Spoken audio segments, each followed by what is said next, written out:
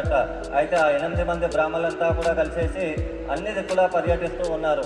పర్యటించగా చివరికి ఆ లక్ష్మీ అమ్మవారి జాడ దొరికింది.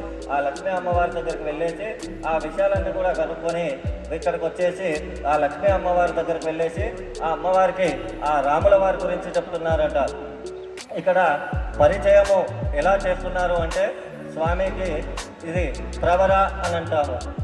అందుకే మనకి వెనుకట పెళ్ళిళ్ళు చేస్తే 7 తరాలు ఇటు 7 తరాలు అటు చూడాలి అని అంటున్నారు. ఎందుకు 7 తరాలు చూడాలి అని అంటున్నారు అంటే ఇప్పుడు మన తాతగారు కానీ మన తండ్రి గారు కానీ మన కుటుంబ వ్యవస్థ బాగుంది అంటే మన కుటుంబానికి మంచి పేరు ఉంటుంది. కాబట్టి మనం సంబంధానికి ఎక్కడ వెళ్ళినా కూడా అరే మీ పిల్లల్ని ఏ ఇంటికి ఇస్తున్నారు అని అడుగుతారు. ఫలానా ప్రమోద్ వాళ్ళ ఇంటికి నా బిడ్డని ఇస్తున్నాము అని అంటారు. అక్కడ ప్రమోద్ మంచోడు కాబట్టి వాళ్ళ కొడుకు ఎలా ఉన్నా సరే పిల్లలు ఏమని ఆ ప్రభ చెప్తున్నారు అంటే ఓం అనంత వేదాధ్యాయినే అచ్యుత గోత్రోద్భవస్యాం. అనంత వేదాధ్యాయిని, అనంతము అంటే లెక్కలేనన్ని లెక్కలేనన్ని వేదాలు. ఆ స్వామి అనంత వేదాధ్యాయిని. అచ్యుత గోత్రము, అచ్యుతము అంటే గమ్ము. ఆ స్వామి దగ్గరికి ఎవరైతే ఓం నమో నారాయణ గోవింద శ్రీమన్నారాయణ శ్రీరామ అని ఏ పేరుతో పిలిచి కూడా ఆ స్వామి దగ్గరికి కష్టంతో వచ్చినటువంటి వాడిని ఆ స్వామి ఇలా గమ్ములాగా పట్టుకుంటాడని దాని అర్థము. ఆ స్వామి వారి కష్టాలు తప్పకుండా తీరుస్తాడు. అచ్యుత గోత్రోద్భవస్యాం అకార ఉకార శర్మణో నత్రే ఓం అనంత వేదాధ్యాయినే అచ్యుత గోత్రోద్భవస్య మకారో శర్మణో పౌత్ర అనంత గోత్రోద్భవస్య ఓం అనంత వేదాధ్యాయినే అచ్యుత గోత్రోద్భవస్య సాక్షాత్ శ్రీ దశరథ శర్మ చతుర్వేదాధ్యాయినే. చతుర్వేద అంటే 4 వేదాలు. ఇక్కడ స్వామి ఏంటి అనంత వేదాధ్యాయుని అంటే ఇప్పుడు ఈక్వల్ టు IAS అన్నమాట. స్వామి అమ్మవారు చతుర్వేదాలు ఈ వివాహానికి నిశ్చయం చేసుకున్న తర్వాత ఆ స్వామి వైకుంఠం నుండి భూలోకం అమ్మవారి ఎక్కడ ఉన్నది. ఇప్పుడు అమ్మవారి ఇక్కడ సాక్షాత్తు లక్ష్మీదేవి స్వరూపం. అంటే అమ్మవారి ఇక్కడ సముద్రం పుత్రిక, సముద్రంలో ఉంది అమ్మవారు. స్వామి వైకుంఠంలో ఉన్నాడు. ఆ స్వామి వైకుంఠం నుండి భూలోకానికి దగ్గరే వస్తున్నారు. ఎలా వస్తున్నాడు స్వామి? తెల్లటి పట్టు వస్త్రాలు ధరించి ఉన్నాడు స్వామి.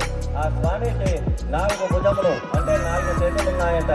వనమాలి గణేశారికి శంకీ చక్రీ చనందకి అనుకుంటూ ఆ స్వామి మెడలో తులసీమాలను వేసుకొని నుదుటిన పద్మము 3 నామాలు ధరించుకొని ఎంతో తేజీవ్యమైన రూపంతో కాంతివంత రూపంతో ఆ స్వామి వైకుంఠం నుండి ఈ కళ్యాణం కోసమై భూలోకానికి వస్తున్నాడట.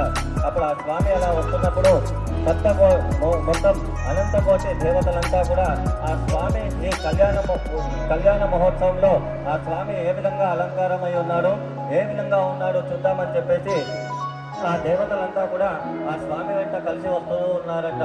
ఆ స్వామి యొక్క అందాన్ని చూద్దామని చెప్పేసి. కాబట్టి ఇక్కడ ఆ స్వామికి అంత తేజీవ్యమైన కాంతివంతమైన రూపంతో ఉన్నాడు కాబట్టి ఎలాంటి దృష్టి తగలకుండా ఉండడం కోసం ఇక్కడ మనం వివాహంలో బాసిక ధారణం చేస్తాం. కాబట్టి ఇక్కడ ఇది మన దేవతా కళ్యాణం ఆచరిస్తున్నాం కాబట్టి ఇక్కడ మన ఆగమ శాస్త్ర శ్రీ వైష్ణవ సాంప్రదాయం ప్రకారము మనం ఇక్కడ బాసింగాలు కట్టము. కాబట్టి అక్కడ స్వామివారి పాదాల దగ్గర బాసింగాలను పెట్టాం.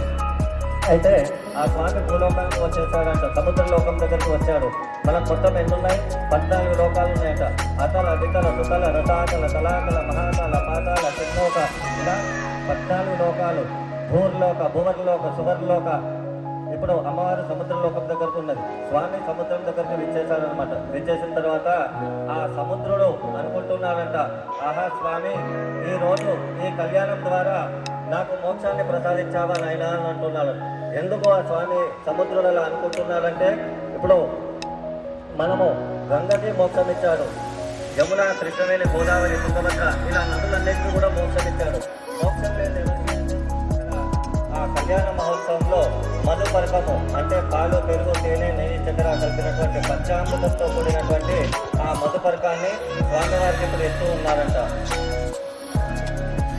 భయం మధుపర్కో నాలుగోసారి ఇచ్చేసి నాయన నారాయణ ఈ మధుపర్గం స్వీకరించట్ల ఆయన వాసన చూసి కిందేపులే అని అన్నాడు. అంటే దీని యొక్క అంతరార్థం ఏమిటంటే, ఒక వరుడు తన అత్తవారింటికి కానీ ఈ గృహానికి వెళ్ళినప్పుడు అక్కడ మనకు కేవలం 3 రోజులు ఉండడానికి అధికారం. మొదటి రోజు మన మామగారు పంచభక్ష పరమాన్నలతో మర్యాద చేస్తారు. రెండో రోజు పప్పు కూర కాయలు ఇవి పెడతాడు. మూడో రోజు పచ్చడి వెతుకులు పెడతాడు. 4వ రోజుగా అక్కడ ఊసుటే ఇల్లు మామ కానీ ఉన్న బామ్మర్దులు కానీ కనీసం తిందురాళ్ళు మామనడు తింటవా బావా అని చెప్పేసి బామ్మర్ది కూడా పలకరించాడు అనమాట. కాబట్టి దీని యొక్క అంతరార్థం ఆ స్వామి ఎందుకు అలా చేయించాడంటే, మొదటి మధుపర్గం 4వసారి చూసి కింద వదిలేయమన్న దానికి కారణము, ఆ స్వామి వివాహం చేసుకొని తన భార్యతో ఎక్కడ వెళ్ళాలి? స్వామి వైకుంఠానికి వెళ్ళాలి. అలా అయితేనే అది ప్రజా శ్రేయస్సు కొరకు, ప్రజాధర్మం కొరకు ఆయన చేసుకున్నటువంటి ఈ ప్రజల లోక కళ్యాణార్థం గురించి ఈ కళ్యాణము ఆయనకు అనుగ్రహిస్తుందన్నమాట. అందుకని అలా చేశారనమాట. 4వసారి వాసన చూసి కింద వదిలే అనేసరికి ఆ స్వామికి కోపం వచ్చేసిందిగా. సార్ మా మామ ఏందబ్బా వాసన చూసి కింద వదిలే అని అంటుండో అని చెప్పనుకొని కోపం రాగానే ఆ స్వామి అప్పుడు ఆ సముద్రంలో ఉన్నటువంటి మరకత మణి అంటే గ్రీన్ కలర్ స్టోన్తో కూడినటువంటి భటు ఉంగరాన్ని ఆ స్వామికి సమర్పిస్తున్నారట. కాబట్టి ఇక్కడ మనం కూడా ఆ స్వామికి ఆ మరకతంతో రక్తంతో ఉన్నటువంటి ఉంగరాన్ని ఆ స్వామికి ఇస్తున్నట్టుగా భావన చేసుకొని నమస్కరించుకోండి. అదా శ్రీ లక్ష్మీనారాయణ స్వరూపవరాయ ఇది సువర్ణ అంగుళిక రత్న ఆభరణాన్ని సమర్పయామి. जनकस्य पुत्रीं सीताङ्घालसुन्दरकोमलाङ्गीं भूगर्भमाता भुवनैकमाता वधूवराभ्यां वरदा भवन्तो सावधाना सुमुहूर्ते सावधाना सुलग्ने सावधाना श्रीलक्ष्मीनारायण ध्यान सावधाना अदा श्री गुडोपहार निवेदन पाणिग्रहण समये इति चूर्णिकमन्त्राणि पठित्वा स्वस्यस्याचेत् सहस्राणां द्विजगुरुदैवत्यानां भावकातुनोः तदन्तहाररक्षो नलपाशपाणिसुमेरनवैश्रवणशशिरेखानाम् आयुष्मदाकमलालस्यायमानिमात्राणामयुज्य प्रत्यार्थार्थमध्याष्टाङ्ग योगनिरतानां वसिष्ठा बालकिलस्या वैशम्पायना विश्वामित्रा दक्षा कात्यायना कौण्डीरा गौतमार्जतपराशरवास्या वाल्मीकि शुकशौनकसनकसनन्दनसनत्कुमारा सनुत्सुजाता जाबिले कुष्माम्बिदा पुलस्त्या पुलहादित्य तपस्य मङ्गला कुश्यपा काश्यपा शाण्डीला मन्दार कपिला कन्वा गङ्गारा मुख्यमुनीनाम् अरुन्धते लोपामुद्रा हल्या द्रौपदी विनिता सीता रुक्मिणी जवाहा जाम्बावती सत्यभामा दमयन्ती पुण्यावतीनाम् हरिश्चन्द्रनाल्कपुरुष पुरुहोर सकल कार्तवीर्यादिशक्रवर्तीनाम् सावधाना श्रीरामभक्ते जनकस्य पुत्रे सीताङ्घालसुन्दर कोमलाङ्गे भूगर्भमाता भुवनैकमाता वधूवराभ्यां वरदा भवन्तु सावधाना सुमुहूर्ते सावधाना सुलग्ने सावधाना श्रीलक्ष्मीनारायण चिंतन सावधाना लक्ष्मी परिणस्य ब्रह्मांग हेमा कुंतला वाघीना वरदा कुंभरा पयोर्वे संविदां श्रीरामस्य जनकस्य जानकात्मजा वल्लभां सर्वात्कुरु सर्वन्तु नो मङ्गलम् सावधाना सुमुहूर्ते सावधाना सुलग्ने सावधाना श्रीलक्ष्मीनारायण चिंतन सावधाना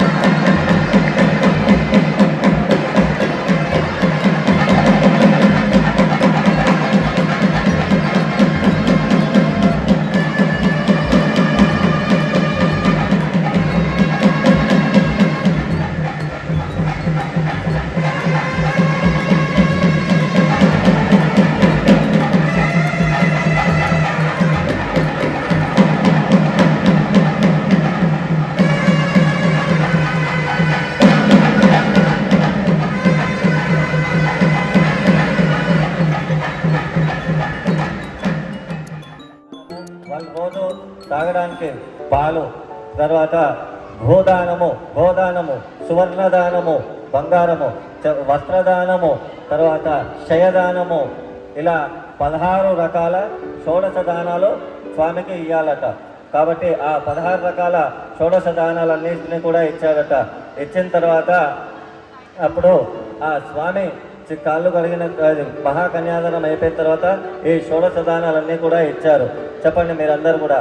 కన్యాదాన సమయే హిరణ్యదాన, గోదాన, భూదాన, సువర్ణదాన, వస్త్రదాన, క్షయదాన, గుణదాన, ఛత్రదాన, షోడశ మహాదాన తుభ్యమహం సంప్రదదే నమః.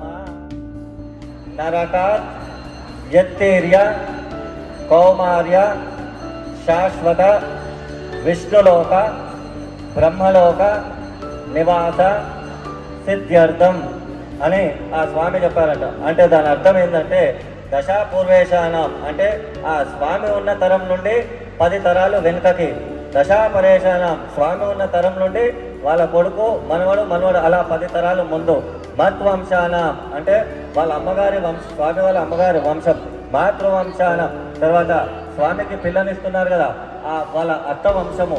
ఈ కన్యాదానం ద్వారా నేను కన్యాదానం స్వీకరిస్తున్నాను కాబట్టి స్వామి ఆ సముద్రుడు అంటున్నాడు, మా వంశము, మా ముందు వంశము, తర్వాత వచ్చే వంశము, ఇలా తెలియక ఎవరైనా తప్పులు చేసి ఉన్నా కూడా ఆ తప్పులన్నీ కూడా తొలగించి ఈ కన్యాదానం ద్వారా వాళ్ళకి శాశ్వత వైకుంఠ లోకాన్ని ప్రసాదించు స్వామి అని చెప్పేసి ఆ స్వామి వేడుకుంటున్నాడట.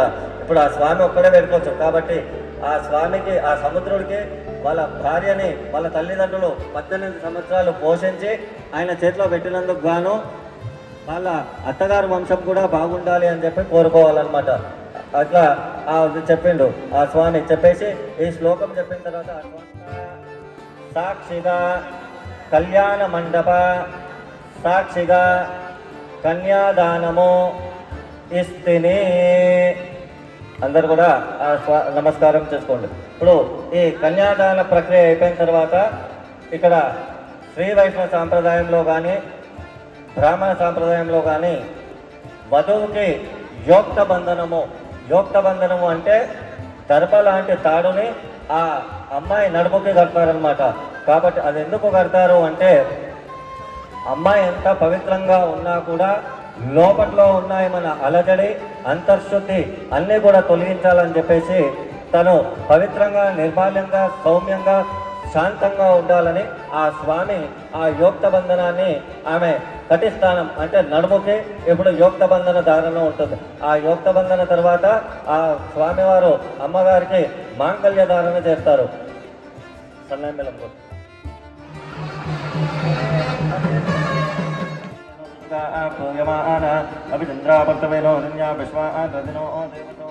ఈ మాంగళ్య ధారణ చేసేది మమ జీవనం అంటే మన ఇద్దరి జీవితము ఇకపై నుండి బాగుండి మనము ఈ దాంపత్య జీవితంలో అన్యోన్య అనురాగాలతో ప్రేమలతో నిండి ఉండాలి అని చెప్పేసి ఆ మంత్రం చదువుకుంటూ మనం మాంగళ్య ధారణ చేస్తాము.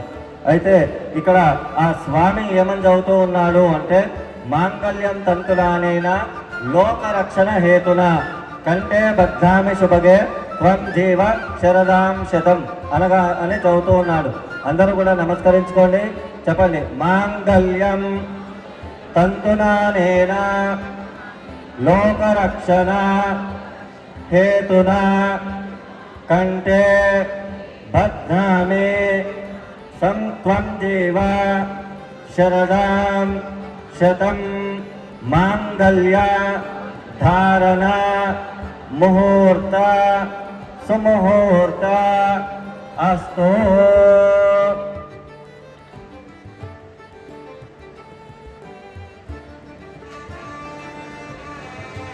బోలో భద్రాద్రి రామ గోవింద, సీతారామ గోవింద, జానకి రామ గోవింద.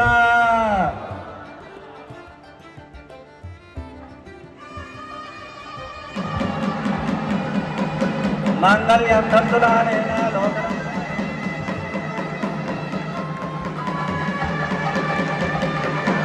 కన్యాధారణ ముహూర్తం సుముహూర్తమస్తు.